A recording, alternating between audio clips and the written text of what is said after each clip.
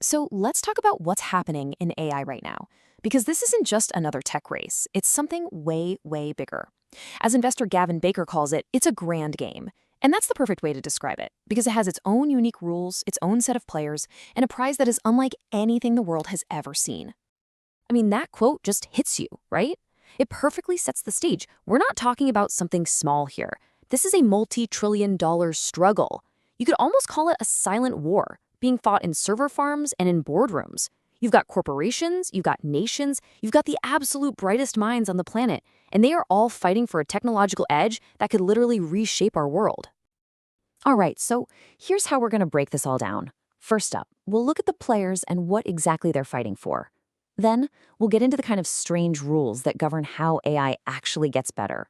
We'll size up the big frontier labs, check out the real-world economic impact, and finally, we'll talk about the wildcards and the endgame. So let's jump right in. The players and the prize. Who's actually sitting at this global chessboard? Well, it turns out you've got a few key types of players, and each one has a really specific role, from the folks actually building the AI to the huge companies trying to use its power. Okay, so this table breaks it down really nicely. You've got three main groups. First, the frontier labs. Think OpenAI, Gemini, xAI, Anthropic. These are the ones creating the brains of the whole operation.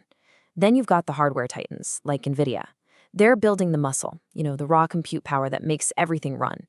And finally, you have enterprise. And that's, well, basically everyone else, from the tiniest startup to the biggest Fortune 500 companies, all trying to figure out how to use this new intelligence to get ahead. All right, now this is where things get really, really interesting.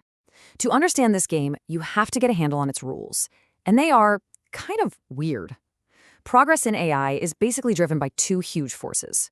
One is the almost magical power of something called scaling laws, and the other is a totally new economic model that's turning the entire tech industry upside down.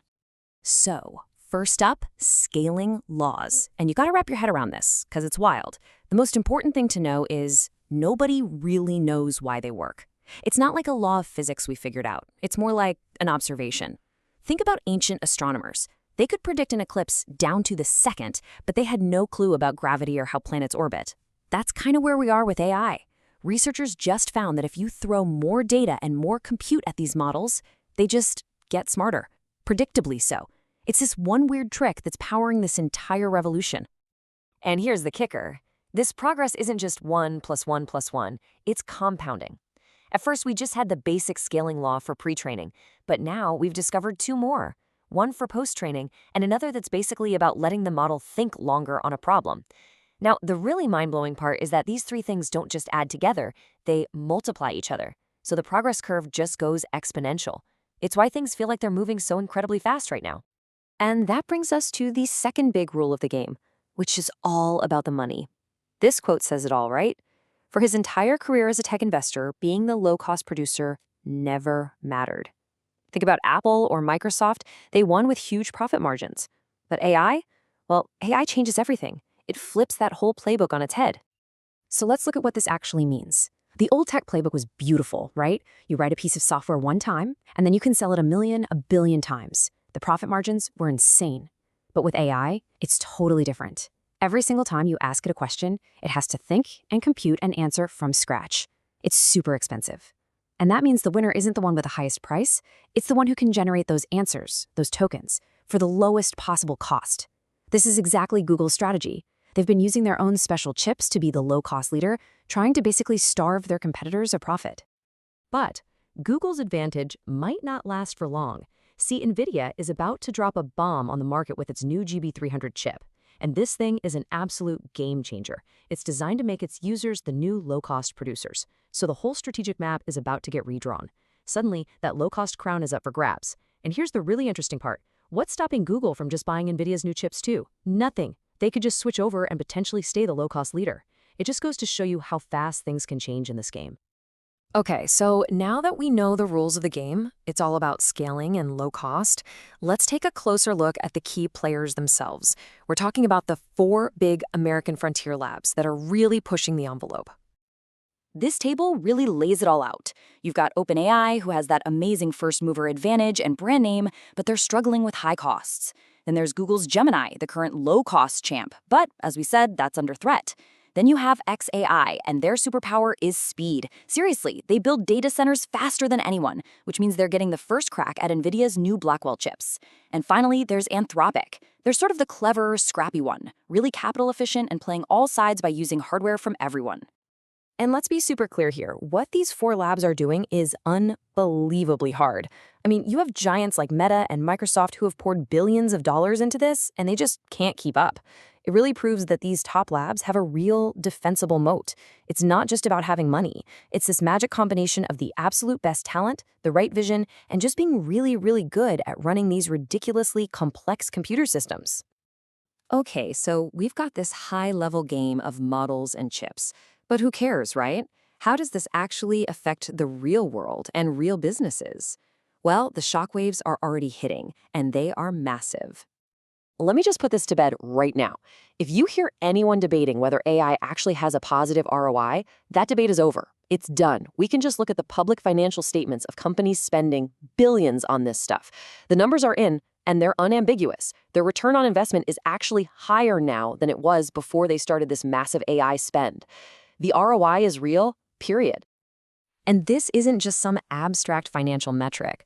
Let's take a real-world example. C.H. Robinson, a big logistics company. Before AI, they could only give a price quote for about 60% of their requests, and it could take them up to 45 minutes.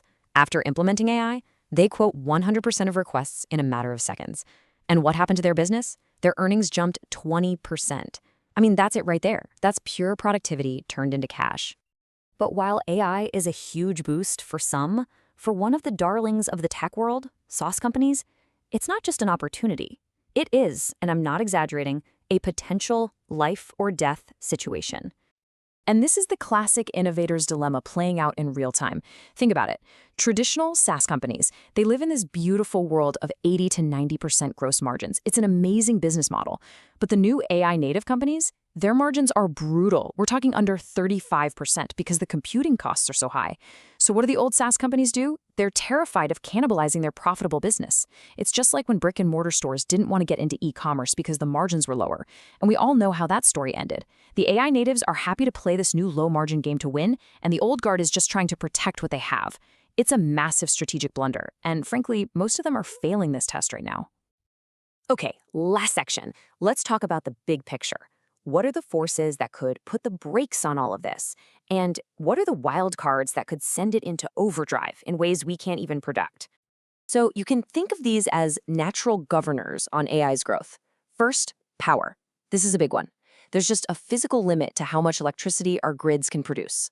Second, you've got TSMC, the company that makes almost all the advanced chips.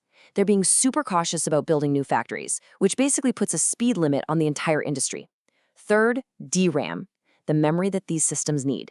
If there's a shortage, prices could spike like crazy and slow everything down. And finally, there's Edge AI. What happens if the AI on your phone just gets good enough?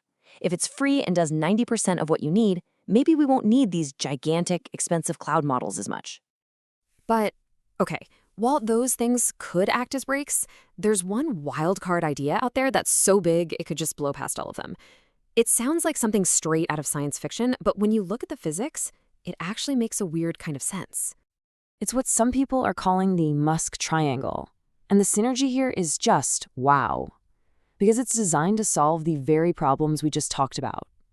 Step 1, xAI builds the intelligence. Step 2, SpaceX launches data centers into orbit. Why? You get unlimited, constant solar power, and you get the best cooling system in the universe for free, the vacuum of space. It completely bypasses the earthly limits on power. And then, step 3, Tesla builds the body, the Optimus robot, to deploy that intelligence into the physical world. Each piece of the triangle makes the other two stronger. It's a crazy compounding advantage.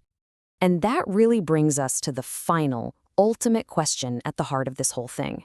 It's the ultimate prisoner's dilemma. Every one of these players is terrified that if they slow down even for a second, their rivals will leapfrog them.